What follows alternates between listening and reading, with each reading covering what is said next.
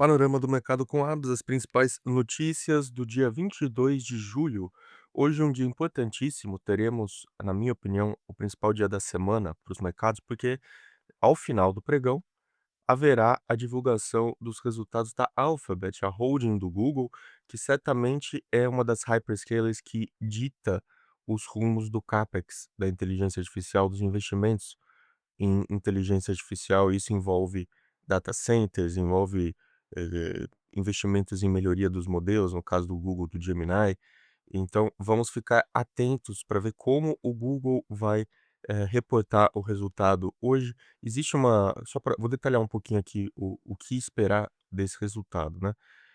Existe uma expectativa de crescimento de receita de 21% e o mercado espera um lucro ajustado aí de 2,88, 2,90 por ação, que é um crescimento de 64% no Google Cloud e expansão de 14% em publicidade. Então, esses números seriam excelentes, mas é claro que a grande preocupação é o CapEx. A Alphabet já indicou 180, 190 bi em 2026 e foi coisa de 45 bi só no segundo tri, e existe uma expectativa de que ela possa aumentar ainda mais esse CapEx.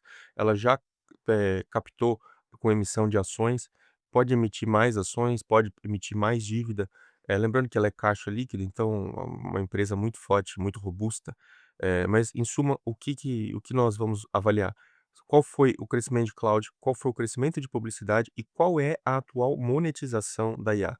Esse é o ponto fundamental. Se eu invisto quase 200 bi de dólares, o que eu estou gerando de acréscimo de receita desse serviço que eu tenho? Então, esse é o grande ponto. Essa soma desses três componentes precisa ser maior que CapEx e depreciação. Então, fica esse comentário sobre a Alphabet. Eu, particularmente, sou grande fã de Alphabet, é uma posição que eu carrego há anos e uma das minhas maiores, porque ela foi crescendo. Então, obviamente, vou acompanhar também. Hoje é dia de gravação do YouTube, então fica um pouco difícil, mas eu vou dar uma pausa ali para ler o resultado quando sair. E tenho certeza que todo o mercado está de olho nisso.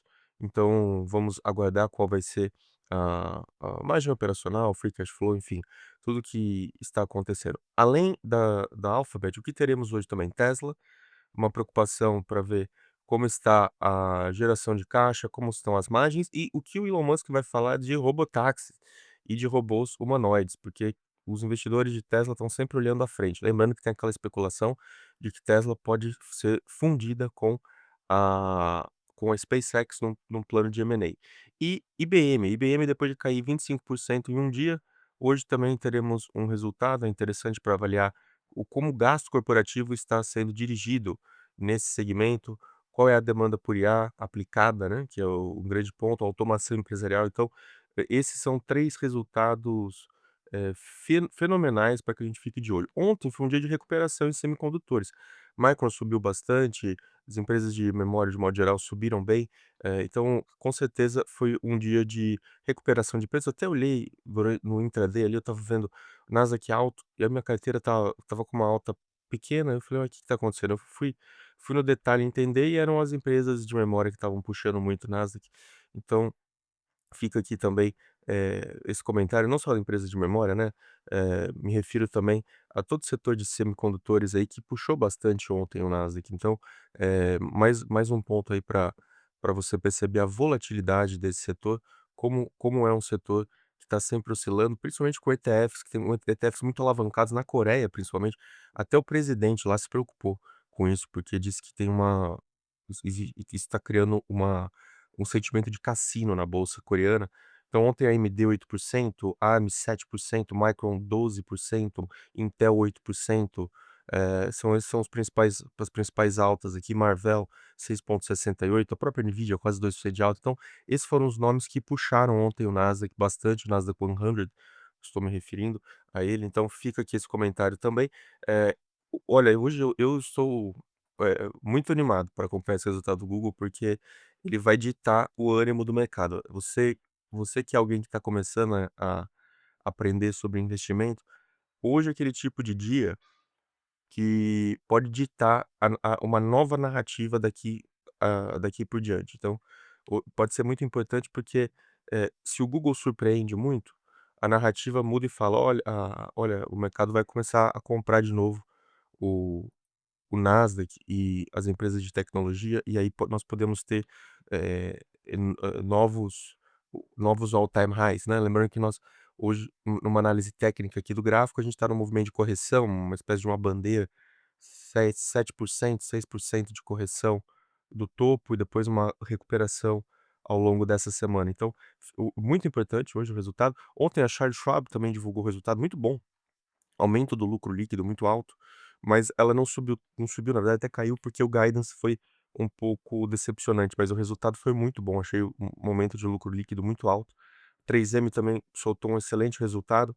Então, fica aqui esse ponto. Aqui no Brasil nós teremos o resultado da WEG hoje, o resultado da WEG, que é uma empresa, fenomenal, então temos também que ficar atento. Claro que eu particularmente acho uma empresa cara, né, para um mercado emergente, mas eu entendo também o prêmio de valuation que ela tem, então respeito quem tem WEG, já tive WEG por um tempo, mas, quando eu analiso o valuation eu não me sinto muito atraído por ela.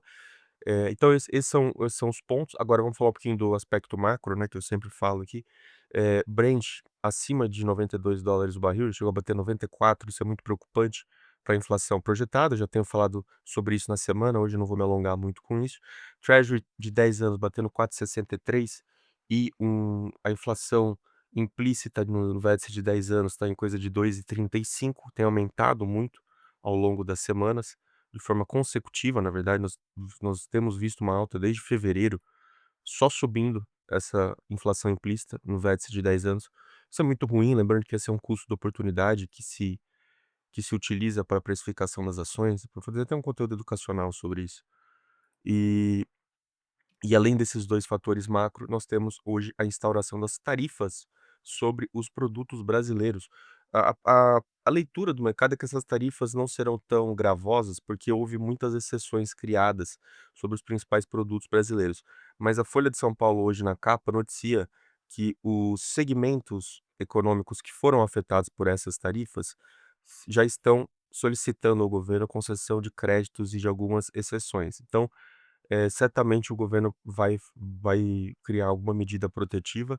O mais importante agora é analisar, qual vai ser a reação do Brasil em relação a essas tarifas, se nós vamos entrar numa briga de retaliação, nós vamos tentar uma saída diplomática.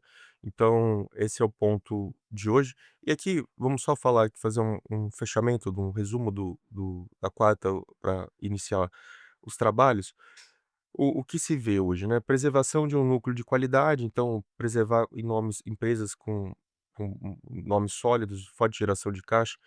Não é o momento para cometer loucura, sair comprando empresa alavancada, empresa que não tem resultado sólido, é um momento até arriscado para que isso seja feito. Então, isso eu estou falando não é uma recomendação de investimento, estou falando uma leitura do que eu tenho lido de sell side e dos principais bancos de investimento que eles têm falado. Eh, Evitar essa perseguição de rebound de memória, né, que é esse movimento de repique de memória. Realmente esse aí é o movimento do pega trouxa. Eu fico vendo isso aí, é puramente especulativo. É uma pena que esses investidores de varejo asiáticos estejam quase um movimento de bet, né, é uma loucura. E muitos têm reduzido o duration. Esse é um ponto controverso. O Morgan Stanley estava apostando numa compra de duration. O que que é isso? Comprar vértices longos, principalmente da curva de juros americana, apostando que está nas máximas. Mas é um investimento arriscado. O próprio Morgan Stanley já reconheceu que errou no passado, recomendando esse call, né. E nós temos já os 30 anos batendo 5,14 de yield. É a máxima, desde novembro de 23. Realmente é um ponto bastante delicado do ponto do equilíbrio fiscal norte-americano, mas quem for mais agressivo, veja aí o Morgan Stanley recomendando a compra desses títulos. Energia, um grande perigo, né, por causa do petróleo, então ficar atento com o que está acontecendo. Muitos têm feito pequenos hedges em energia como uma forma de proteção de carteira. E vamos aguardar o retorno do CapEx das hyperscalers, e hoje começamos com o resultado do Google, que para mim é o termômetro, se a narrativa da IA continua sólida e se os investidores continuam pagando os múltiplos atuais dessas empresas, ou se nós começaríamos a ver algumas fragilidades nos resultados da Alphabet que podem levar a uma derrocada esse sentimento. Então, esses são os pontos de hoje, os pontos de cobertura aqui que eu gostaria de analisar e ficaríamos atentos. Lembrando, acho importante ter algum hedge também em Nasdaq nesse momento, um hedge barato, uma put barata, um put spread, algo nesse sentido, eu acho que é muito válido. Esses são os pontos principais. Então, fica aqui meu comentário, desejo a você uma excelente quarta-feira, dia 22 de julho. Hoje tem YouTube, então eu volto no Instagram depois, mais tarde, fazendo alguns comentários. Um abraço para você que me ouviu e desejo a você um ótimo dia.